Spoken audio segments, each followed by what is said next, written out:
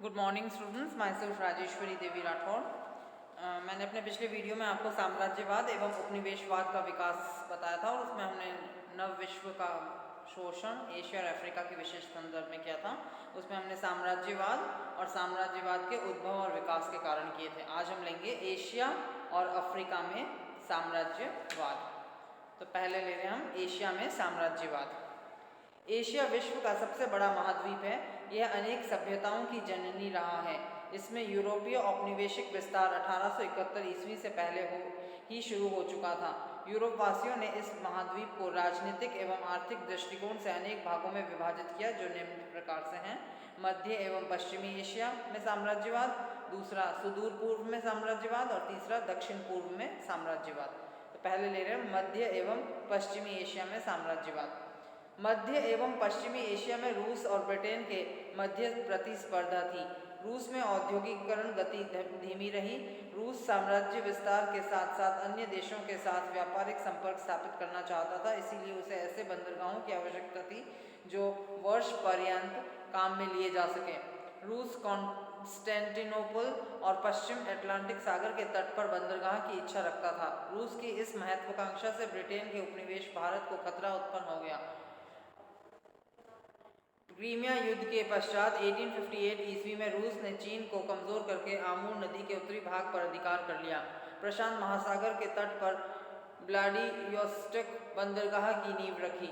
कालांतर में रूस ने ताशकंद, समरकंद, खींचा और खोशकंद पर आधिपत्य स्थापित कर लिया। इस प्रकार रूसी साम्राज्य का विस्तार अफगानिस्तान की सीमा तक पहुंच गया। ब्रिटेन ने अफगानिस्तान पर 1878-79 में आक्रमण करके अपने मित्र शासक को सत्ता सौंपी। इस प्रकार रूसी साम्राज्य विस्तार पर रोक लगाने के पश्चात उसने 1881 ईस्वी में तुर्किस्तान पर जीत दर्ज कर ली और 1884 में मर्व पर नियंत्रण कर लिया। रूस एवं ब्रिटेन की साम्राज्य विस्तार की प्रतिद्वंदिता को समाप्त करने के लिए 1895 ईस्वी में रूस, ब्रिटेन एवं अफगानिस्तान के संयुक्त आयोग ने पामीर और अफगानिस्तान की सीमा का निर्धारण कर दिया। नेक्स्ट दूसरा है सुदूर पूर्व में यूरोपीय साम्राज्यवाद। सुदूर पूर्व में चीन यूरोप के लिए पुरातन काल से आकर्षण का केंद्र रहा है। प्रारंभ में चीनी लोग एकांतिक नीति के कारण सुरक्षित रहे, परंतु पुनर्जागरण के पश्चात भौगोलिक अन्वेषण के दौर में इसकी ओर यूरोप का ध्यान गया। चीन में 16वीं शताब्दी में पुर्तगाली, 17वीं शताब्दी में डच और 18वीं और 19वीं शताब्दी में ब्रिटेन का प्रभुत्व रहा। भारत की भांति चीन में भी सर्वप्रथम पुर्तगाली पहुंचे। 1519 ईस्वी में थॉमस पिरेज के नेतृत्व में प्रतिनिधिमंडल पेकिंग पहुंचा। इस समय चीन में मिंग वंश का शासक कांगटी था। उसने पुर्तगालियों को चीन से खदेड़ दिया, परंतु कालांतर में 18वीं सदी के उत्तरार्ध तक अनेक यूरोपीय देशों के लिए चीन का दरवाज़ा खुल चुका था। सामान्यतः चीन के लोग यूरोप वासियों को शुरू से ही पसंद नहीं करते थे, परंतु ब्रिटेन द्वारा चालाकी से चीनी लोगों को अफीम का शौकीन बना दिए जाने के कारण राजनीतिक संबंधों में कटुता आने लगी। अंततः 1839 में प्रथम अफीम युद्ध हुआ, जिसका अंत 1842 की नानकिंग संधि के साथ हुआ। इस संधि के तहत ब्रिटेन का लगभग 12 बंदरगाहों पर अधिकार हो गया। इसके पश्चात द्वितीय अफीम युद्ध हुआ। ताइपिंग विद्रोह ने बाद में गृह युद्ध का रूप धारण कर लिया। इस विद्रोह को दबाने के लिए चीन ने इंग्लैंड एवं फ्रांस से सैनिक मदद ली, जिसका परिणाम ये निकला कि इनका प्रभुत्व चीन पर स्थापित हो गया। चीन में यूरोपीय साम्राज्यवाद का चरमोत्कर्ष 1894-95 का चीन जापान युद्ध था। इस युद्ध में चीन परास्त हुआ। चीन को युद्ध क्षतिपूर्ति के रूप में $15 करोड़ की राशि जापान को देने का वचन देना पड़ा, जिससे चीन की आर्थिक स्थिति चरमरा गई। फ्रांस, ब्रिटेन, जर्मनी और रूस ने चीन की मदद की, जो उसके लिए महंगी साबित हुई। यूरोपीय देशों का चीन में हस्तक्षेप बढ़ने के कारण चीनी तरबूजे का बंटवारा प्रारंभ हो गया। विदेशियों की इस क्रूरता के खिलाफ चीनी देशभक्तों ने उन्हें चीन से बाहर निकालने के लिए 1900 ईस्वी में एक आंदोलन चलाया, जिसे बॉक्सर विद्रोह कहते हैं। इस विद्रोह को कुचलने के लिए ब्रिटेन, फ्रांस, जर्मनी, अमेरिका, रूस, इटली और जापान ने संयुक्त प्रयास किया। इसके पश्चात चीन का विदेशियों द्वारा शोषण और बढ़ गया। अब लेंगे हम तीसरा पॉइंट, दक्षिण पूर्व में साम्राज्यवाद। दक्षिण पूर्वी एशिया में सर्वप्रथम 15वीं शताब्दी में पुर्तगालियों के कदम रखने के साथ यूरोपीय साम्राज्यवाद का श्री गणेश हुआ। वास्को दी गामा ने 1498 ईस्वी में भारत में सामुद्रिक मार्ग से प्रवेश किया। 1510 ईस्वी में पुर्तगाली सेना के सेनापति अल्बुकर्क ने गोवा पर अधिकार कर लिया। उसने दक्षिण पूर्वी एशिया की ओर कदम बढ़ाते हुए 1510 में मलक्का द्वीप पर नियंत्रण कर लिया। कालांतर में मलक्का द्वीप को केंद्र बनाकर पुर्तगालियों ने दक्षिण पूर्वी एशिया में अपने प्रभुत्व का विस्तार किया। ये क्षेत्र मसाले के लिए प्रसिद्ध था। ब्रुनेई, जौहर, श्याम आदि मसाले के प्रमुख केंद्र थे। पुर्तगालियों के पश्चात इस क्षेत्र में स्पेन वासियों ने प्रवेश किया। 1521 ईस्वी में स्पेनी नाविक मैजेलन ने कदम रखा। इसके पश्चात 1580 में ब्रिटेन के नाविक ड्रैक ने टर्नेंट की यात्रा की। इसके अलावा अन्य ब्रिटिश नाविक जावा एवं सुमात्रा द्वीपों पर पहुंच गए। 1600 ईस्वी में ईस्ट इंडिया कंपनी की स्थापना के पश्चात व्यापारिक गतिविधियां तेज होने लगीं और इस कंपनी को उत्तमाशा अंतर्द्वीप एवं मैगेलन की खाड़ी के बीच के भाग में 15 वर्षों के लिए व्यापारिक अधिकार मिल गया। 1600 ईस्वी में बर्टलकामस्टर के नेतृत्व में एक जहाजी बेड़ा सुमात्रा द्वीप पहुंचा और बांटम में कोठी स्थापित की। 1682 ईस्वी तक यह कोठी ब्रिटिश व्यापार का प्रमुख केंद्र बनी रही। अब नेक्स्ट लेंगे हम इंडोनेशिया। मलाया से न्यू गिनी तक फैला हुआ द्वीप समूह इंडोनेशिया या हिंद एशिया कहलाता है। यह बहुल द्वीपीय राष्ट्र है जिसमें 13,000 से अधिक द्वीप है, परंतु आबाद 6,000 द्वीप ही हैं। जावा, सुमात्रा, कालीमर्तन, सुलवेसी और ईटियन जावा 5 प्रमुख द्वीप हैं। इनमें चीनी, रबर, चाय, कहवा, कुनेन, ताड़ का तेल, नारियल, शीशम आदि की उपज होती है। इंडोनेशिया में धार्मिक दृष्टि से बहुसंख्यक मुस्लिम हैं। इसके अलावा ईसाई एवं हिंदू भी निवास करते हैं। जावा सबसे समृद्ध द्वीप है जिसे प्राचीन काल में यवद्वीप नाम से जानते थे। वाहयान के यात्रांत से मालूम चलता है कि 4वीं शताब्दी में सुमात्रा, जावा एवं बोर्नियो में भारतीय उपनिवेश थे। सुमात्रा का प्राचीन नाम श्री विजय था। इतिहासकार के.एम.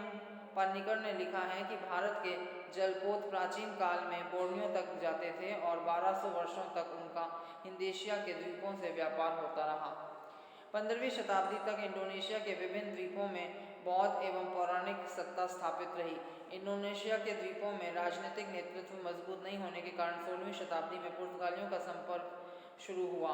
1511 ईस्वी में पुर्तगालियों ने मलक्का पर अधिकार करते हुए राजनीतिक एवं व्यापारिक प्रभुत्व स्थापित कर लिया। पुर्तगालियों के साथ साथ रोमन कैथोलिक पादरियों का भी संपर्क हो गया। नेक्स्ट लेंगे हम हिंद चीन। दक्षिण पूर्व एशिया में फ्रांस के अधीन यह भूभाग था जो वियतनाम, कंबोडिया और लाओस नाम से जाना जाता है। 2,88,000 वर्ग मील पर फैले इस प्रदेश में चीनी एवं यूरोपीय निवास करते थे। यह प्रदेश 5 भागों में विभाजित था: तोंकिन, अनाम, कोचीन, चाइन, कंबोडिया और लाओस। दक्षिण पूर्वी एशिया के अनेक देशों की भांति इंडो चाइना के समुद्र तट पर 16वीं शताब्दी में पुर्तगालियों का संपर्क हुआ, परंतु उन्होंने वहां राजनीतिक प्रभुत्व स्थापित नहीं किया। इसके पश्चात हॉलैंड, स्पेन, ब्रिटेन और फ्रांसीसी व्यापारी भी इस प्रदेश में व्यापारिक संपर्क स्थापित करने लगे, परंतु उन्होंने भी राजनीतिक वर्चस्व स्थापित करने का प्रयास नहीं किया। इस प्रकार 18वीं शताब्दी के मध्य तक हिंद चीन की स्वतंत्रता अक्षुण्ण रही। 1787 ईस्वी में फ्रांस एवं हिंद चीन के मध्य संधि हुई, जिसका उद्देश्य फ्रांस का राज्य विस्तार और कैथोलिक धर्म का प्रचार था। इस संधि के परिणाम स्वरूप फ्रांसीसी पादरियों का इन प्रदेशों पर प्रभाव बढ़ता गया। 1883 ईस्वी में अनाम के राजा को फ्रांस की अधीनता स्वीकार करने के लिए बाध्य होना पड़ा। इस प्रकार 19वीं शताब्दी तक फ्रांस का अधिकार संपूर्ण प्रदेश पर हो गया। अब लेंगे हम अफ्रीका में साम्राज्यवाद। अफ्रीका का विभाजन 19वीं शताब्दी के यूरोपीय साम्राज्यवादी इतिहास की प्रमुख विशेषता है। इस समय तक इस महाद्वीप के बारे में विश्व को जानकारी नहीं होने के कारण इसे अंध महाद्वीप अर्थात डार्क कॉन्टिनेंट की संज्ञा दी जाती थी। पुनर्जागरण एवं औद्योगिक क्रांति ने अन्वेषकों, धर्म प्रचारकों, राष्ट्रों की आर्थिक साम्राज्यवादी महत्वाकांक्षाओं एवं दास व्यापार ने अफ्रीका महाद्वीप की जानकारी की परतों को खोला। अफ्रीकी अन्वेषणकर्ताओं में अंग्रेज, फ्रेंच, पुर्तगाली, डच, जर्मन और बेल्जियम के लोग सम्मिलित थे।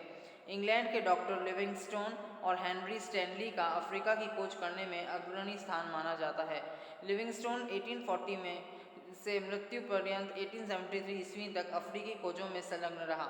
इसके पश्चात 1874 ईस्वी से 1878 ईस्वी तक स्टैनली ने इस कार्य को आगे बढ़ाया। उसकी पुस्तकों से यूरोपीय लोग अफ्रीका महाद्वीप से परिचित हुए। अफ्रीका में सिर्फ इंग्लैंड की ही रुचि नहीं थी, अपितु फ्रांसीसी अन्वेषणों में फर्नैंड फोरो, जर्मन गरहार्ड रॉफल्स और हरमान वोन विस्मान तथा अमेरिकन डोनाल्डसन स्मिथ और हंगरी के सैमुअल तलेकी ने अफ्रीका महाद्वीप के अनेक अज्ञात क्षेत्रों की खोज की। इन खोजों में व्यापारियों के साथ साथ ईसाई धर्म प्रचारकों ने भी रुचि दिखाई।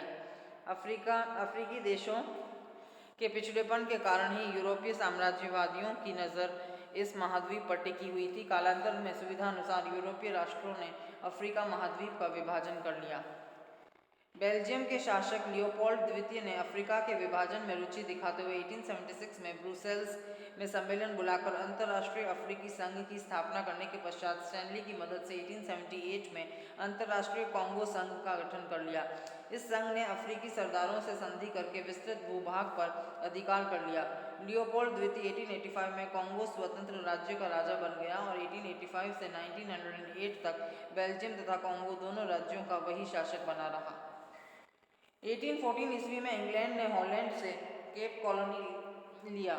1882 ईस्वी में मिस्र पर अधिकार कर लिया। ब्रिटिश साम्राज्य निर्माता सेसिल रोड्स का विचार था कि केप कॉलोनी से कैरो तक एक रेलवे कायम हो।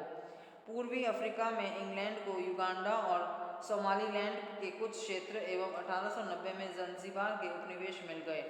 पश्चिमी अफ्रीका में ब्रिटेन का नाइजीरिया, गोल्ड कोस्ट, सायरलियोन एवं गैम्बिया पर प्रभुत्व स्थापित हो गया। जर्मनी के एकीकरण के पश्चात उसने अपनी औद्योगिक एवं आर्थिक स्थिति को सुदृढ़ करने के लिए उपनिवेश स्थापित करने का विचार किया। इस दिशा में बढ़ते हुए उसने टोगोलैंड को अपने संरक्षण में लेकर उपनिवेश स्थापित किया। कैमरून एवं जंजीबार पर भी जर्मनी का अधिकार था। उपनिवेश स्थापित करने की दौड़ में इटली भी पीछे नहीं रहा। उसने 1882 में एरिट्रिया एवं कुछ समय पश्चात सोमालीलैंड पर अधिकार कर लिया। अफ्रीका के विभाजन की दो मुख्य विशेषताएं रही। प्रथम, विभाजन बिना किसी युद्ध के हो गया और द्वितीय, विभाजन धीरे धीरे नहीं होकर द्रुत गति से हो गया। अब हम लेंगे एशिया और अफ्रीका में यूरोपीय साम्राज्यवाद के परिणाम।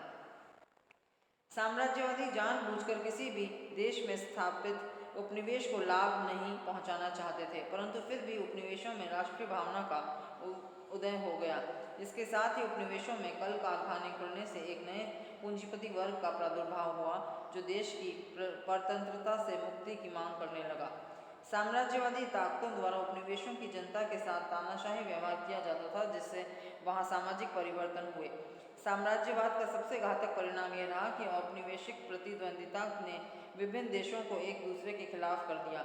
इंग्लैंड और जर्मनी जबरदस्त प्रतिद्वंदी बन गए। इसी के परिणाम स्वरूप तुर्की साम्राज्य में अपने वर्चस्व को स्थापित करने के लिए दोनों में संघर्ष हुआ और अंततः समस्त यूरोप दो गुटों में विभाजित हो गया। प्रथम विश्व युद्ध इसी का परिणाम था। तो ये था हमारा आज का टॉपिक, एशिया और अफ्रीका में साम्राज्यवाद।